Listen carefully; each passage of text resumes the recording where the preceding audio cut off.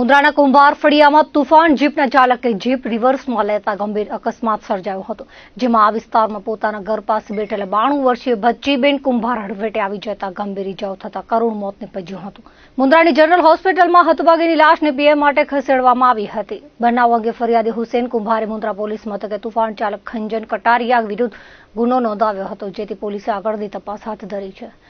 મુન્દ્રાની general હોસ્પિટલમાં હતભાગી વૃદ્ધાના પરિવારજનો અને કુંભાર સમાજ અગ્રણીઓ દોડી આવ્યા હતા. મુન્દ્રા પોલીસ મથકના પીએસઆઈ ગોસ્વામી, જમાદાર કુલદીપસિંહ જાડેજા, ભરત ચૌધરી અને પોલીસ સ્ટાફ મુન્દ્રા જનરલ હોસ્પિટલમાં દોડી ગયો હતો. ભુજમાં છઠ્ઠીબારી રોડ પર આવેલા કેશવ એપાર્ટમેન્ટમાં બીજા માળે રહેતા 50 વર્ષીય વિજયાબેન ઠક્કર ગેલેરીમાં સાફ સફાઈ કરતા હતા, ત્યારે અચાનક પગ લપસી ગયો હતો અને બીજા માળેથી પટકાતા ગંભીર પ્રકારની ઇજાઓ થવાના કારણે મોત થયું હતું, જેના પગલે અરેરાટી ફેલાઈ ગઈ હતી. એ ડિવિઝન પોલીસે અકસ્માત મોતનો ગુનો નોંધી તપાસ હાથ ધરી છે. માધાપર હાઈવે પર એપીએમસીની બાજુમાં અકસ્માત સર્જાયો હતો. ભુજ તાલુકાના નાગોર ગામે રહેતા યુવાન રસ્તો ક્રોસ કરતા હતા. એ દરમિયાન ટ્રક ફડફેટે આવી જતા ગંભીર ઇજાઓના કારણે મોત થયું હતું. જીકે જનરલ હોસ્પિટલ ચોકીમાંથી મળેલી વિગતો મુજબ નાગોર ગામના 30 વર્ષીય અજય વાગમસિંહ રસ્તો ક્રોસ કરતા હતા, ત્યારે ટ્રકના ચાલકે ટક્કર મારતા ગંભીર ઇજાઓ થઈ હતી. યુવાનને સારવાર માટે હોસ્પિટલમાં ખસેડાયા હતા, જ્યાં તબીબે મૃત જાહેર કર્યા હતા. લખપત તાલુકાના દયાપર નજીકપુર ઝડપે જતા ટ્રેલર ચાલકે બાઇકને ટક્કર મારી હતી, જેમાં બાઇક પર સવાર માતા પુત્રનું ગંભીર ઇજાઓના કારણે મોત થયું હતું. આ બાબતે મળતી વિગતો મુજબ દયાપર માતાના મઢ રોડ પર આવેલા કમલેશ્વર મહાદેવ મંદિરના વળાંકમાં ઘટના બની હતી. હતભાગી અબડાસા તાલુકાના ત્રંબવ ગામના 21 વર્ષીય દેવજી ઉર્ફે અજીત સોદમ, તેની માતા 42 વર્ષીય જ્યોતિબેન અને બહેન નીતાને લઈને ઘરે જતો હતો. તેઓ પાણેલી ગામે સમાજના સમૂહ લગ્નમાં ગયા હતા, ત્યારે પરત ફરતી વખતે ટ્રેલર ચાલકે ટક્કર મારી હતી, જેમાં 3 જણા રોડ પર પટકાયા હતા. ગંભીર ઇજાઓના કારણે માતા પુત્રનું મોત થયું હતું. બનાવને પગલે પરિવારમાં અરેરાટી ફેલાઈ ગઈ હતી. દયાપર પોલીસે ગુનો દાખલ કરી આરોપીને ઝડપી લેવા માટે ચક્રો ગતિમાન કર્યા છે. અબડાસા તાલુકાના ડુમરામાં રહેતા 30 વર્ષીય નિલેશ કોહલીએ કોઈ અગમ્ય કારણોસર ફાંસો ખાઈ મોતને વહાલું કર્યું હતું, જેથી અરેરાટી ફેલાઈ ગઈ હતી. કોઠારા પોલીસે અકસ્માત મોતનો ગુનો દાખલ કરી તપાસ હાથ ધરી છે. આ તરફ વિંજાણ ગામે કોલીવાસમાં રહેતા 40 વર્ષીય અમરીશ કોહલીએ પોતાના ઘરે લિક્વિડ પી લેતા સારવાર માટે હોસ્પિટલમાં ખસેડાયો હતો, જ્યાં તેઓનું મોત થયું હતું. મુન્દ્રા તાલુકાના લુણી ખાતે પગડિયા દરિયા કિનારે પાડા પાસે દરિયાના પાણીમાં નહાવા ગયેલા કિશોરનું ડૂબી જવાથી મોત થયું હતું. મુન્દ્રા મરીન પોલીસ સ્ટેશનેથી મળતી વિગતો મુજબ મૂળ ઉત્તર પ્રદેશના હાલે બારોઈ રોડ ખેતરપાડ નગરમાં રહેતા રાજસિંહ ઉર્ફે રાજ બહાદુરસિંહનું મોત થયું હતું. હતભાગી 16 વર્ષીય કિશોર દરિયામાં નહાવા ગયો હતો. એ દરમિયાન દરિયાના મોજામાં તણાઈ જતા ડૂબી જવાથી મોત થયું હતું, જેને પગલે અરેરાટી ફેલાઈ ગઈ હતી. ભુજમાં એલસીબીની ટીમ પેટ્રોલિંગમાં હતી, ત્યારે બાતમી મળી હતી કે લખુરાઈ રોડ પર વસીમના વાડા પાસે ભંગારા વાડામાં એલ્યુમિનિયમના વાયરો અને તાંબાના વાયરો કોથળામાં ભરેલા છે. ચાંદ ચોકના સોએબ અબ્દુલ્લા ખલીફાએ ચોરી કે છળકપટથી મેળવેલા આ વાયરો વેચવા માટે ગયો હતો, જેથી દરોડા પાડીને 30 કિલો એલ્યુમિનિયમના વાયર અને 45 કિલો તાંબાના વાયર કબજે કરાયા હતા. આરોપીની પૂછપરછ કરતા આધાર પુરાવા મળી આવ્યા ન હતા, જેથી મુદ્દામાલ કબજે કરી બી ડિવિઝન પોલીસને હવાલે કરાયા હતા.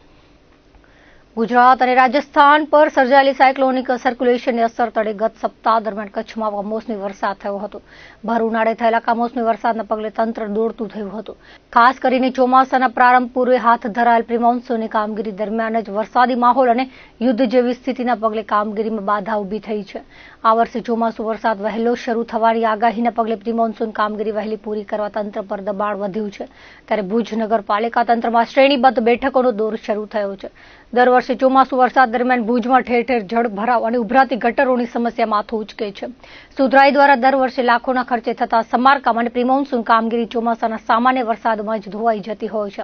ત્યારે આ વર્ષે અસરકારક કામગીરી થાય તો માટે સુધરાઈ તંત્રએ કવાયત હાથ ધરી છે. ભુજના ધારાસભ્ય કેશુભાઈ પટેલે નગરપાલિકા અને વહીવટી તંત્ર સાથે સંકલન સાધી અસરકારક કામગીરી માટે પ્રયત્નો હાથ ધર્યા છે.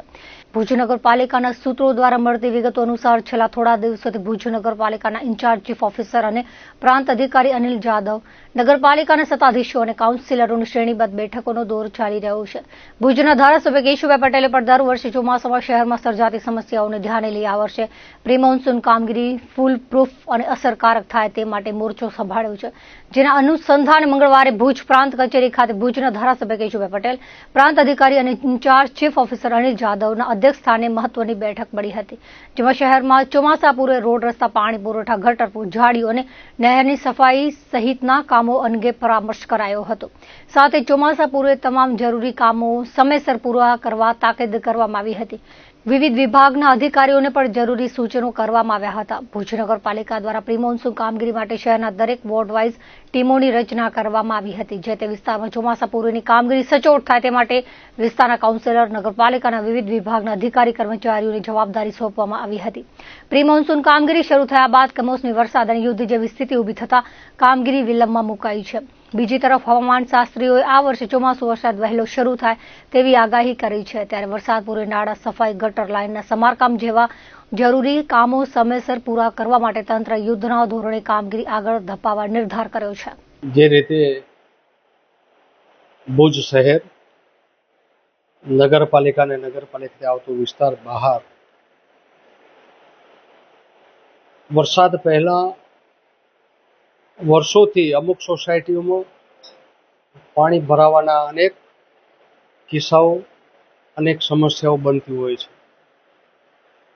જ્યારે વરસાદ વધારે પડતો હોય ત્યારે વધારે આ સમસ્યાનું સહન કરવું પડતું લોકોને। ત્યારે આ વખતે ભુજ નગરપાલિકાના કાઉન્સિલરો જે સોસાયટીઓમાં ચોમાસામાં વરસાદના પાણી ભરાતા એવી સોસાયટીના આગેવાનોને અને ભુજના પ્રાંત અને સીઓ જે ચાર્જમાં છે એની હાજરીમાં આજે મિટિંગનું આયોજન થયું। સ્વાભાવિક છે કે જે રીતે સોસાયટીના પ્રમુખોને એ સોસાયટીમાં પાણી ભરાવાના કારણો શાના કારણે ભરાય છે, અચ્છા ન ભરાય તો એના માટેનો ઉકેલ શું છે, આવા સૂચન માટે આજે ભુજ શહેરની અનેક સોસાયટીના આગેવાનો, કાઉન્સિલર આજે બેઠક મળી। સ્વાભાવિક છે કે આ સમસ્યાઓ ચોમાસાના દિવસોમાં આખા ભુજમાં બનતી હોય, પણ વરસાદ પડે ને 1-2 કલાકમાં કદાચ પાણી નીકળી જાય ત્યાં સુધી વાંધો ન હોય, પણ વરસાદના કારણે કેટલાક ઘરોમાં પાણી ભરાય, 2-3 દિવસ સુધી પણ સોસાયટીમાં પાણી ન નીકળે।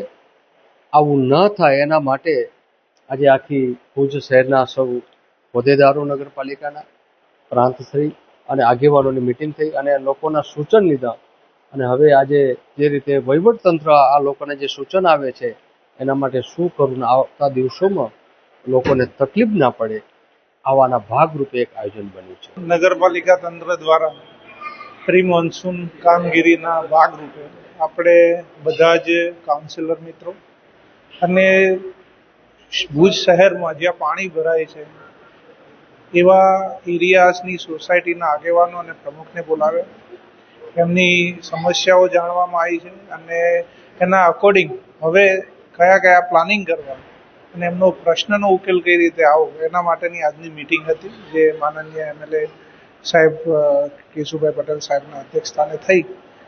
હવે પછીના જે 30 દિવસ છે એમાં જે આ પ્રોબ્લેમ્સ અને જેના સોલ્યુશન નક્કી કરવામાં આવે છે એના પર કામ કરવામાં આવશે। આપણે અત્યારે સૌથી મહત્વનું એ છે કે નાળા સફાઈ થાય। આપણે ત્યાં વરસાદના પાણી ગટર લાઇનમાં જતા હોય, ગટર લાઇનની જે મેન્ટેનન્સ, મુખ્ય ગટર લાઇનો અને ગામની બધી ગટર લાઇનોના મેન્ટેનન્સનું કામ ચાલુ કરેલું છે। આ સિવાય જ્યાં પાણીનો નિકાલના નાળા ઉપર દબાણ છે એ દબાણો દૂર કરવા માટે પણ આજની મિટિંગમાં નક્કી કરવામાં આવ્યું છે। આ કાલથી જ આ કામગીરી તો ચાલુ જ છે અને જે સૂચનો આવ્યા છે વધારાના એ હેઠળ કાલથી કામગીરી ચાલુ કરવામાં આવશે।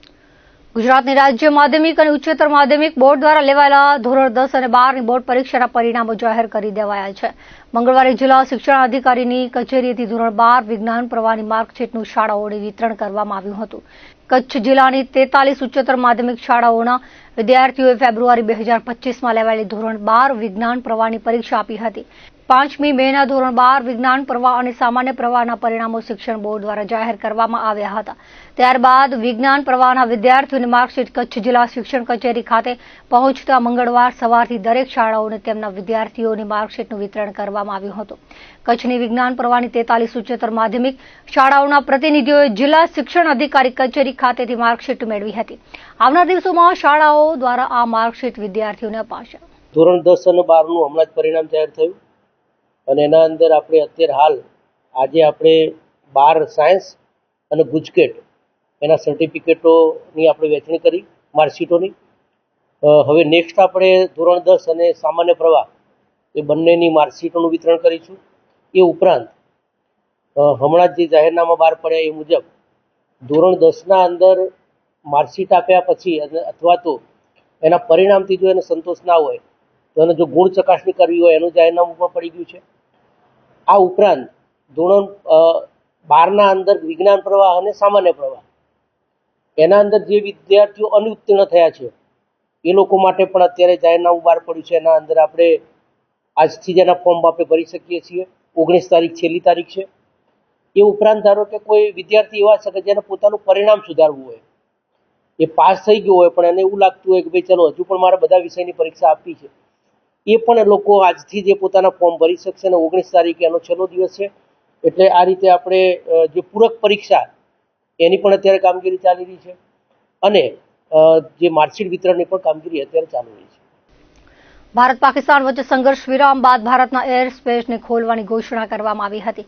જોકે વર્તમાન સ્થિતિને જોતા સુરક્ષા કારણોસર આજરોજ ભુજ સહિત દેશના વિવિધ શહેરોને જોડતી ફ્લાઇટ્સને રદ કરવાનો નિર્ણય લેવામાં આવ્યો છે. એર ઇન્ડિયાએ પોતાના સોશિયલ મીડિયા હેન્ડલ પર ટ્રાવેલ એડવાઇઝરી જાહેર કરી છે, જેમાં 13મી મેના ભુજ એરપોર્ટ ઉપરાંત જમ્મુ, લેહ, જોધપુર, અમૃતસર, ચંદીગઢ, જામનગર અને રાજકોટ પર આવતી જતી તમામ ફ્લાઇટ્સ રદ કરવામાં આવી હોવાનું જણાવાયું છે. પ્રવાસીઓને સુરક્ષાના કારણોસર આ નિર્ણય લેવામાં આવ્યો છે. એર ઇન્ડિયાએ હવાઈ મુસાફરોની યાત્રા પહેલા ફ્લાઇટની જાણકારી મેળવી લેવા એરલાઇન કંપની સહાયતા લેવા અનુરોધ કર્યો છે. આ અંગે વિગત આપતા ભુજ એરપોર્ટના ડાયરેક્ટર નવીન કુમાર સાગરે જણાવ્યું હતું કે મંગળવારે ભુજ એરપોર્ટ પર આવતી એર ઇન્ડિયાની બંને ફ્લાઇટ રદ કરવામાં આવી છે. જોકે અમદાવાદ ભુજ વચ્ચેની સ્ટાર એરની ફ્લાઇટ નિયમિત શેડ્યુલ મુજબ ઉડાન ભરશે. નોંધનીય છે કે ભારતના જમ્મુ કાશ્મીરમાં પહેલગામમાં આતંકવાદી હુમલા બાદ ભારતીય સેનાએ ઓપરેશન સિંદૂર હેઠળ પાકિસ્તાનના આતંકવાદીઓના અડ્ડાઓ ધ્વસ્ત કર્યા હતા. આ કાર્યવાહી બાદ પાકિસ્તાની સેના અનેક વખત ભારત પર ડ્રોન અને મિસાઇલથી હુમલા કરવાના નિષ્ફળ પ્રયાસ કર્યા હતા, જેના જવાબમાં ભારતીય સેનાએ પાકિસ્તાનના અનેક એરબેઝ નષ્ટ કર્યા હતા. દરમિયાન યુદ્ધ જેવી સ્થિતિ અન્વયે પાકિસ્તાન સાથે સંઘર્ષના કારણે દેશના 32 એરપોર્ટ સુરક્ષા કારણોસર બંધ કરવામાં આવ્યા હતા. સંઘર્ષ વિરામ બાદ એર સ્પેસ ખોલવાના અને એરપોર્ટ શરૂ કરવાનો નિર્ણય લેવાયો હતો. જોકે વર્તમાન પરિસ્થિતિને જોતા સુરક્ષા કારણોસર ભુજ સહિત વિવિધ શહેરોના એરપોર્ટ પર આવતી જતી ફ્લાઇટ્સ રદ કરવાનો નિર્ણય લેવાયો છે.